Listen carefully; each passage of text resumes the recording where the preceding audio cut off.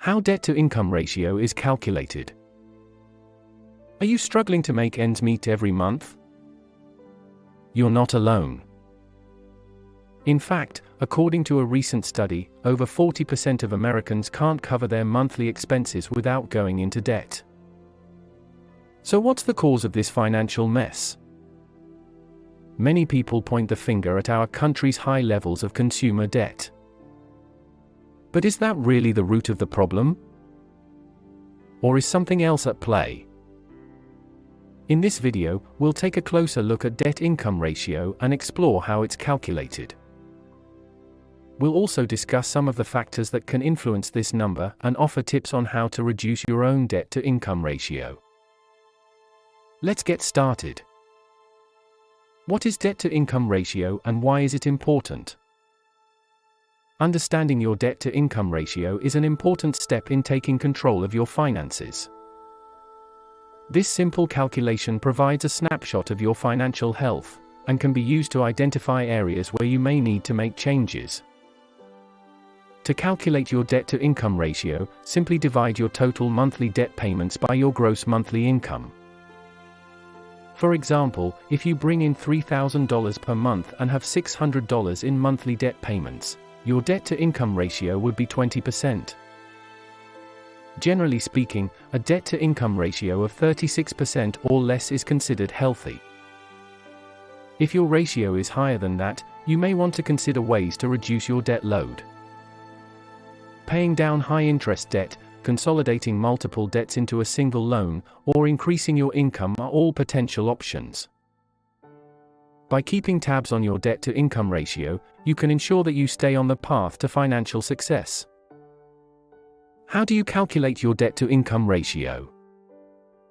To calculate your debt-to-income ratio, you first need to add up all of your monthly debt payments. This includes things like your mortgage or rent, car payment, student loans, credit card payments, and any other recurring debts. Once you have your total monthly debt figure, you need to divide it by your gross monthly income. Your gross monthly income is the amount of money you make before taxes and other deductions are taken out. The result is your debt-to-income ratio. For example, if your monthly debt payments total $2,000 and your gross monthly income is $4,000, then your debt-to-income ratio would be 0.5. Generally speaking, a debt-to-income ratio of 0.36 or below is considered healthy, while a ratio of 0.5 or above is considered high. If your debt-to-income ratio is high, it may be difficult to qualify for new loans or lines of credit. Therefore, it's important to keep tabs on your ratio and work towards lowering it. One way to do this is by paying down your existing debts. You can also try to increase your income by getting a raise or finding a higher-paying job. By keeping your debt-to-income ratio in check, you can help improve your financial health overall. What are some ways to reduce your debt-to-income ratio if it's too high? A high debt-to-income ratio can make it difficult to qualify for a loan, and it can also put you at risk of defaulting on your debt payments.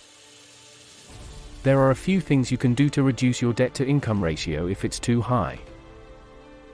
One option is to consolidate your debt into one monthly payment. This can help to lower your overall monthly payments and make it easier to keep track of your debt. Another option is to negotiate with your creditors for lower interest rates or longer repayment terms. If you have a good credit history, you may be able to get a lower interest rate, which will reduce your monthly payments. Finally, you can try to increase your income by finding a better-paying job or starting a side business. By increasing your income, you can reduce the amount of money you owe in relation to your overall earnings, which will lower your debt-to-income ratio. Any or all of these strategies can help you get your debt under control and improve your financial situation. How can you improve your credit score so that you can get approved for a mortgage or loan with a lower interest rate? A good credit score is important if you want to get approved for a mortgage or loan with a low interest rate. There are a few things you can do to improve your credit score. One thing you can do is to make sure you pay your bills on time. Another thing you can do is to keep your balances low on your credit cards. You can also try to get rid of any debt that you have. Another thing you can do is to get a copy of your credit report and make sure that there are no mistakes on it. If you find any mistakes, you should dispute them with the credit bureau. You can also try to get a secured credit card, which is a credit card that is backed by a deposit that you make. If you use the secured credit card wisely, it can help you improve your credit score. What are the consequences of having a high debt-to-income ratio? Having a high debt-to-income ratio can have a number of consequences, both for individuals and for the economy as a whole. At the individual level, it can lead to financial insecurity and even bankruptcy. Individuals with high levels of debt are often unable to make ends meet, and may resort to using credit cards or taking out loans to cover basic expenses. This can spiral into a cycle of debt that is difficult to break. For the economy as a whole, high levels of debt can lead to slower growth and higher interest rates. This is because lenders are often reluctant to extend credit to borrowers with high levels of debt, which can limit investment and consumption. In addition, the government may be forced to cut back on spending in order to reduce its own debt levels. This can have a negative impact on economic growth. Therefore, it is clear that having a high debt-to-income ratio can have serious consequences for both individuals and the economy. What affects your debt-to-income ratio? There are a few different factors that can affect your debt-to-income ratio. If you have a high amount of debt relative to your income, this will obviously increase your ratio. Conversely, if you have a low income or a high number of dependents, this can also raise your ratio. Additionally, some types of debt are given more weight than others when calculating your ratio. For example, mortgage payments are typically given more consideration than credit card payments. Ultimately, your debt-to-income ratio is an important number that lenders will consider when evaluating your loan application.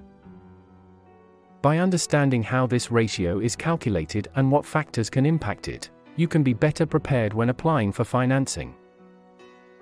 Your debt-to-income ratio is an important number that lenders will consider when evaluating your loan application. By understanding how this ratio is calculated and what factors can impact it, you can be better prepared when applying for financing. There are a few different factors that can affect your debt-to-income ratio, including your income level, the amount of debt you have, and the type of debt you have. Knowing what affects your ratio can help you take steps to improve it so that you are more likely to be approved for a loan with favorable terms. If you want to learn more about improving your credit score, be sure to subscribe to my channel.